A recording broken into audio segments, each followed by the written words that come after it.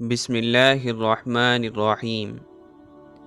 السلام علیکم ورحمۃ اللہ وبرکاتہ۔ سیدنا آدم علیہ السلام دنیا کے سب سے پہلے انسان تھے۔ آپ سے پہلے کوئی انسان نہیں تھا، اس لیے آپ کو ابو البشر یعنی انسانوں کا باپ کہا جاتا ہے۔ ہماری زمین کو انسانوں سے آباد کرنے کے لیے سیدنا آدم علیہ السلام کو پیدا کیا گیا تاکہ زمین پر زندگی شروع ہو۔ آپ کو اللہ تعالیٰ نے اپنے ہاتھ سے پیدا فرمایا۔ سیدنا ابو موسیٰ اشعری رضی اللہ عنہ بیان کرتے ہیں کہ رسول اللہ صلی اللہ علیہ وسلم نے فرمایا، اللہ تعالیٰ نے آدم علیہ السلام کو ایک مٹھی مٹی سے پیدا کیا جسے اس نے تمام زمین سے جمع فرمایا تھا۔ چنانچہ آدم علیہ السلام کی اولاد اس مٹی کے لحاظ سے مختلف ہوئی ہے، کئی سرخ ہیں اور کئی سفید، کئی سیاہ ہیں اور کئی ان کے بین بین، کئی نرم طبیعت ہیں اور کئی سخت طبیعت، کئی بری طبیعت کے مالک ہوتے ہیں اور کئی اچھی اور عمدہ طبیعت والے ہوتے ہیں۔ اس مٹی کو گارا بنایا، پھر اس گارے سے ایک صورت تیار کی، یہ صورت آدمی کی تھی، پھر اس میں اپنی روح پھونکی، اس طرح ان میں زندگی آ گئی اور وہ حرکت کرنے لگے۔ سیدنا انس رضی اللہ عنہ بیان کرتے ہیں کہ رسول اللہ صلی اللہ علیہ وسلم نے فرمایا، جب اللہ تعالیٰ نے جنت میں آدم علیہ السلام کے پتلے کو بنایا تو جب تک چاہا یوں ہی بغیر روح پھونکے چھوڑے رکھا۔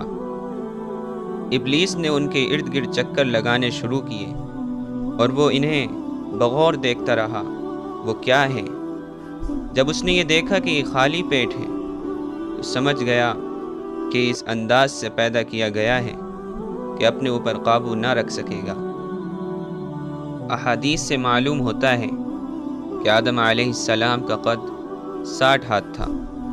سیدنا ابو ہریرہ رضی اللہ عنہ بیان کرتے ہیں کہ رسول اللہ صلی اللہ علیہ وسلم نے فرمایا، آدم علیہ السلام پیدا کیے گئے تو ان کا قد 60 ہاتھ تھا۔ اللہ تعالی نے آدم علیہ السلام کو جمعے کے روز پیدا فرمایا۔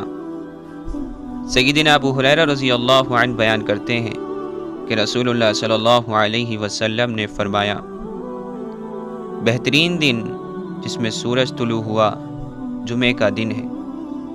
اسی دن آدم کو پیدا کیا گیا، اسی دن انہیں جنت میں داخل کیا گیا اور اسی دن انہیں جنت سے نکالا گیا۔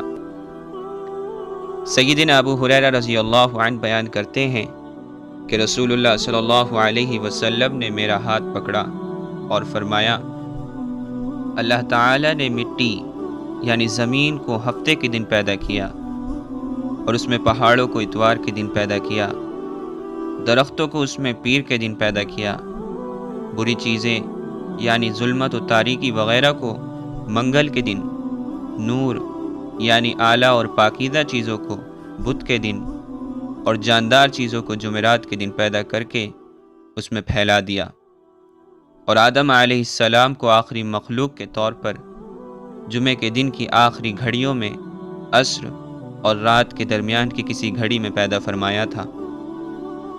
آدم علیہ السلام کو پیدا کرنے سے پہلے اللہ تعالیٰ نے فرشتوں پر اپنا ارادہ ظاہر کیا۔ اس بارے میں اللہ تبارک و تعالی فرماتا ہے، اور جب تیرے رب نے فرشتوں سے کہا کہ میں زمین میں خلیفہ بنانے والا ہوں، فرشتوں کو یہ فرمان سن کر حیرت ہوئی۔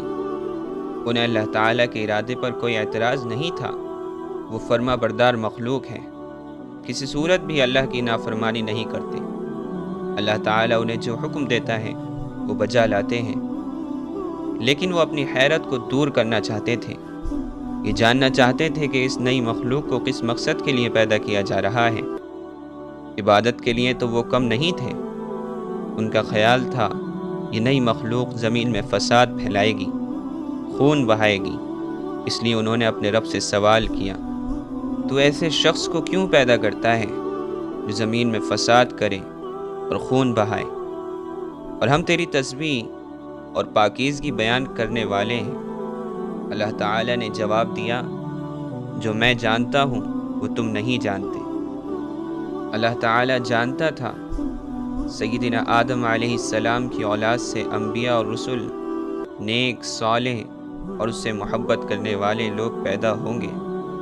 اللہ تعالیٰ یہ بھی جانتا تھا کہ سیدنا آدم علیہ السلام کی اولاد میں سے ایسے لوگ بھی پیدا ہوں گے جو برے کام کریں گے، زمین میں فساد پھیلائیں گے، لوگوں کو ناحق قتل کریں گے، لیکن ایسے لوگ بھی ہوں گے جو نیکیاں کریں گے۔ جامع ترمذی میں سیدنا ابو ہریرہ رضی اللہ عنہ سے روایت ہے، وہ فرماتے ہیں نبی کریم صلی اللہ علیہ وسلم نے فرمایا، جب اللہ تعالیٰ نے سیدنا آدم علیہ السلام کو پیدا کیا اور ان میں روح کو پھونکا تو انہیں چھینک آ گئی۔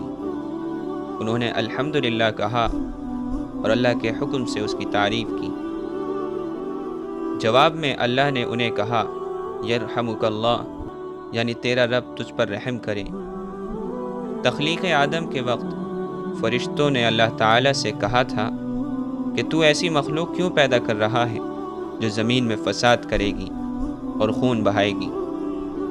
فرشتے چونکہ تخلیق آدم کی حکمت سے ناواقف تھے، اس لیے اللہ تعالیٰ نے ارادہ کیا کہ تخلیق آدم کا مقصد اور فرشتوں پر ان کی فضیلت و برتری واضح کر دی جائے۔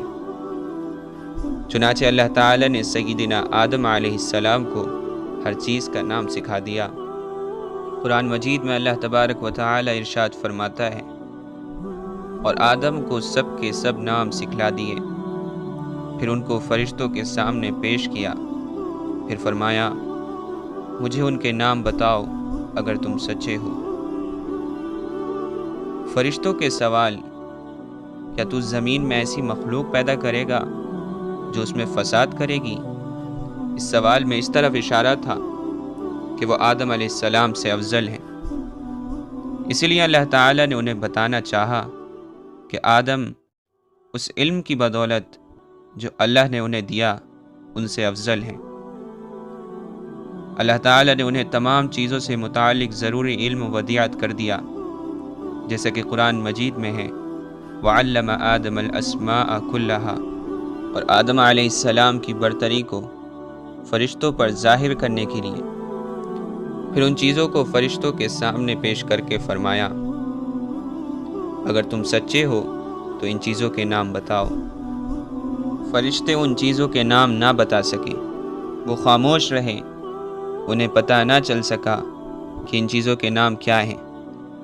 آخر انہوں نے عاجزی سے کہا، اے اللہ، تیری ذات پاک ہے، ہمیں تو صرف اتنا ہی علم ہے جتنا تو نے ہمیں سکھا رکھا ہے، پورے علم و حکمت والا تو ہی ہے۔